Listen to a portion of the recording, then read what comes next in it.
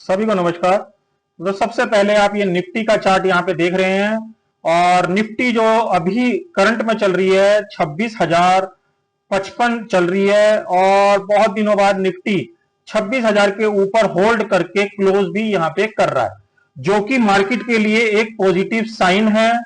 और जिस तरीके से निफ्टी का ये आवरली चार्ट आप यहाँ पे देख रहे हैं, ये आप यहाँ पे देख रहे हैं 1 घंटे का चार्ट है और 1 घंटे के चार्ट के हिसाब से अभी मार्केट बंद होते समय 3:16 हो रहे हैं, बंद होते समय कोई भी साइन बाजार के अंदर अभी सेलिंग का यहाँ पे नहीं है।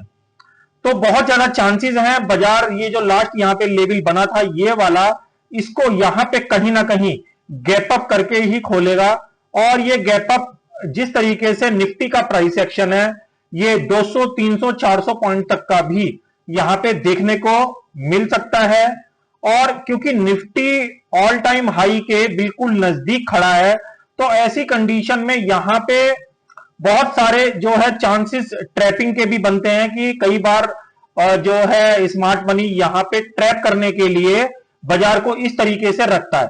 तो हमको ध्यान क्या रखना है कि बाजार के अंदर यदि ये वाला लेवल, देखिए मैं आपको एक लेवल बता रहा हूं, अगर ये वाला लेवल नीचे की साइड ब्रेक और सस्टेन हुआ तो आप ये समझ लीजिए कि निफ्टी के अंदर कहीं ना कहीं ट्रैपिंग मोड उसने बनाया है और ये कहीं ना कहीं जो है निफ्टी को दोबारा यहां पे नीचे लेके आ सकता है।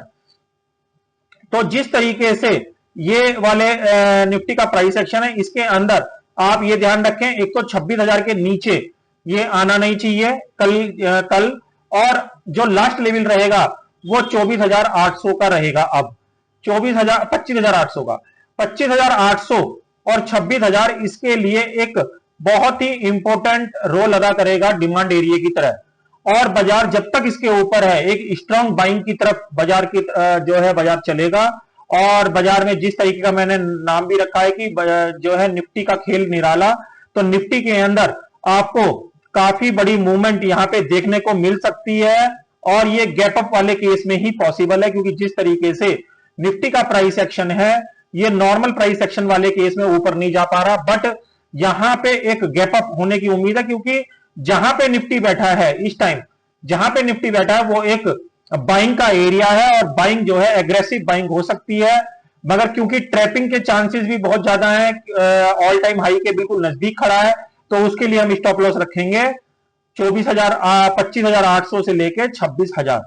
ये यहाँ पे स्टॉप लॉस की तरह काम करेगा। ये वाला एरिया अगर जस्ट इस तरीके से आ भी जाता है तो हम लास्ट एरिया इसी को मान के चलेंगे, क्योंकि एक ट्रेंड लाइन देखिए यहाँ पे मार्क भी हो रही है, तो ये ट्रेंड लाइन नहीं कटनी चाहिए इसकी। और प्राइस एक्शन के हिसाब से बाजार एग्रेसिव मोड में गैप अप भी यहाँ पे आपको देखने को मिल सकता है, चाहे कारण कुछ भी बने। तो निफ्टी के अंदर आप इन सब चीजों का ध्यान रखें। निफ्टी अभी बाइंग एरिया के अंदर बैठा है, मगर ऑल टाइम हाई की वजह से यहां पे इसको काफी दिक्कतों का सामना करना पड़ रहा है। तो कल के बाजार में देखते हैं बाजार किस तरीके से रिएक्शन देता है।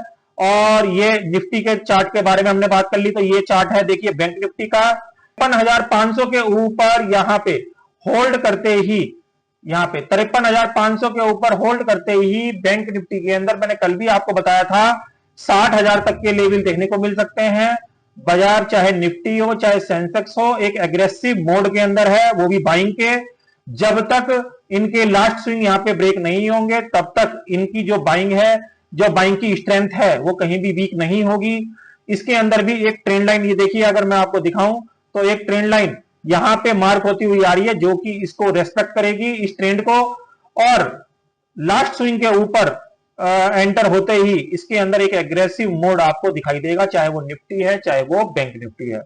तो 53,550 का एरिया बैंक निफ्टी के लिए और 26,000 का जो एरिया था निफ्टी का वो यहां पे ब्रेक हो चुका है, जो कि एक नई बाइंग के रूप में दिखाई दे सकता है आने वाले दिनों में।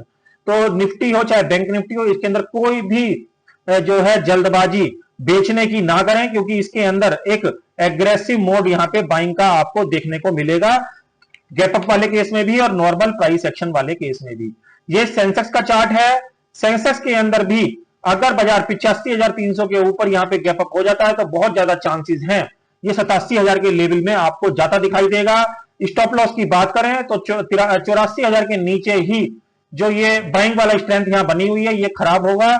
अदरवाइज यहां पे सेंसेक्स के अंदर भी 87,000 तक के लेवल आपको देखने को मिलेंगे।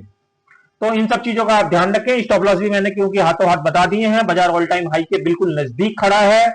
चांसेस 75% केस में, जिस तरीके से मैं हर बार आपको बताता हूं, 75% केस में बाजार के तेज रहने की ही उम्मीद है। 25% केस में कोई रेयर केसेस में कोई न्यूज आ जाती है ओवरनाइट तो ही बाजार के लो स्विंग कटेंगे, अदरवाइज बाजार अपसाइड की तरफ ही जाएगा और वो भी बहुत एग्रेसिव मोड में। तो इन सब चीजों का आप ध्यान रखें। ऐसे नॉलेज भरे वीडियो के साथ कल के वीडियो में फिर मिलेंगे। तब तक के लिए ओम नमो भगवते वासुदेवाय नमः।